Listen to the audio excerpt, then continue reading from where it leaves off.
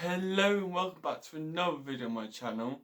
Today I'm going to be telling you how to start your day at Thorpe Park if you are going for maybe like the first time or you haven't been in a while. So I'm going to say starting from 10 AM when it opens to around midday, around 12 PM or maybe 1 PM.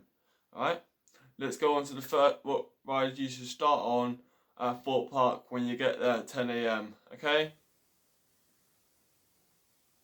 So as soon as the park opens at 10 AM, you want to go straight to Saw the ride, which is at the back left of the park, because this ride gets quite a bit of a queue later and throughout the day it does. So you want to make sure that you try and run straight there so you don't have to queue for it.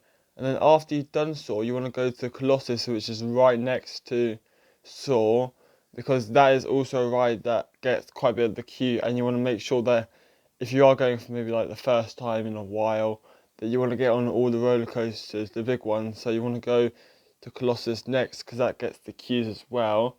Then after that, you want to go further right to or further left to Nemesis Inferno because it's one of the closest of the next big five. It is, so you want to make sure you get that in as quickly as possible because it's not that far away from Colossus and it's one of the big five to do. And then Stealth will be the next one you want to go on because it's only about it's about 10-20 second walk from Nemesis Inferno, and everyone goes to Stealth first, so you want to go to that afterwards when it's not as busy and everyone's gone to Saw when you go to Stealth.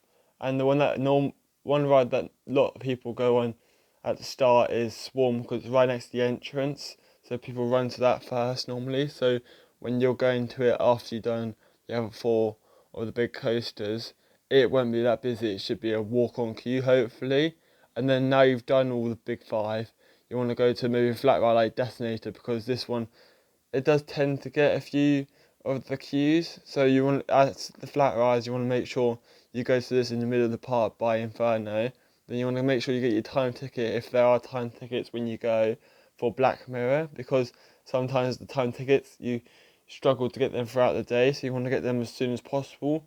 Try and do Black Mirror as soon as possible if you want to do it, that is. And then if you want a more relaxed ride after doing all the big ones and Black Mirror and Detonator, go over to Depth Charge for a more relaxed ride to soak up the views, soak up the atmosphere of Thorpe Park, and go on this nice calm water ride of Depth Charge. And then if you want to be, if you don't want to have too much of a thrill before you have your lunch, then make sure you go on Rumba Rapids before your lunch so it's more chilled.